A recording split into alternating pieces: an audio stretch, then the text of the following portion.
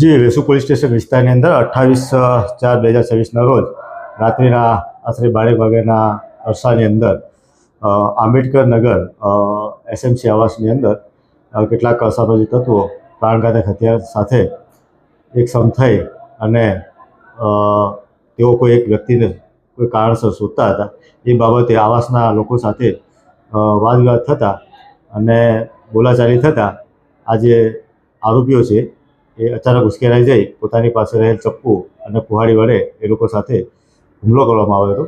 અને આ દરમિયાન જે ભોગ બનનાર જે ઇસમ છે એને ગંભીર ઇજાઓ થઈ હતી અને અન્ય જે વ્યક્તિઓ હતા એ લોકોને તીક્ષ્ણ હથિયારથી સામાન્ય ઇજાઓ થઈ હતી. આ બાબતે અમે ખૂનની કોશિશ રાયોટિંગનો ગુનો દાખલ કરી અને આરોપીઓને ધરપકડ કરવામાં આવેલી છે અને મુદ્દામાલ પર કબજે કરવામાં આવેલો છે. હાલમાં એ લોકોને અટકાયત કરી અને નામદાર કોર્ટમાં પેશ કરી રિમાન્ડની માંગણી કરનાર છીએ. સર, કેટલા આરોપી હતા અને શું નામ છે?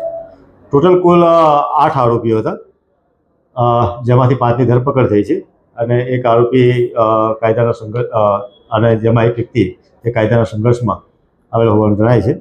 એમાં જે મુખ્ય આરોપી છે પંકજ કરીને છે, બીજું છે એ બાબુ વંશ કરીને છે અને બીજો છે એ પ્રથમ તરુણ, મયુર, તુષાર અને રાકેત મોહિતે. સર, આ મામલો કેવી રીતે આખો વિવાદ મામલો?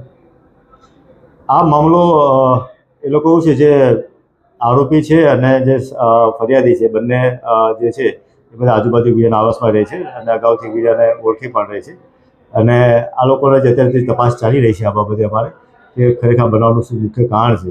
આ લોકો ત્યાં ગયા એટલે કોઈ બી એ લોકોના અંગત કારણોસર વાદ વિવાદ થયો હોવાનું માનવું છે. રહીશો આપણે અહીંયા આવ્યા છે, એ લોકોનું એવું કહેવું છે એક આરોપીની ધરપકડ નથી કરી, તો આપણું શું કહેવું? આમાં જે છે એક અંશ ઉર્ફે બાબુ કરીને છે એ વ્યક્તિને એના વાલીને અમે નોટિસ આપવામાં આવી છે અને હાલમાં એનો અમે જ્યારે સ્કૂલમાં જઈ એની એલસી બાબત તપાસ કરતા એ જુવેનાઇલ હોવાનું જણાય છે, જેથી હાલમાં એના વાલી સાથે હાજર રહેવા એની પ્રોસેસ ચાલી રહી છે અને જે બાબતે અત્યારે મારા જે ચાઇલ્ડ વેલફેર ઓફિસર છે એ પણ હવે ત્યાં જ છે. સર, પકડાયેલા 5 આરોપીઓમાં કોઈને આગળ ગુના કેસ છે? હા, જે પકડાયેલા છે એમાંથી આ જે પંકજ કરી છે ઉર્ફે ફકીઓ કરીને એના વિરુદ્ધમાં ઘણા બધા ગુના દાખલ થયા છે. ખૂન અને ખૂનની કોશિશના છે અને અત્યારે પણ બીજા અન્ય 2 પોલીસ સ્ટેશનના ગુનામાં વોન્ટેડ છે. ઓકે.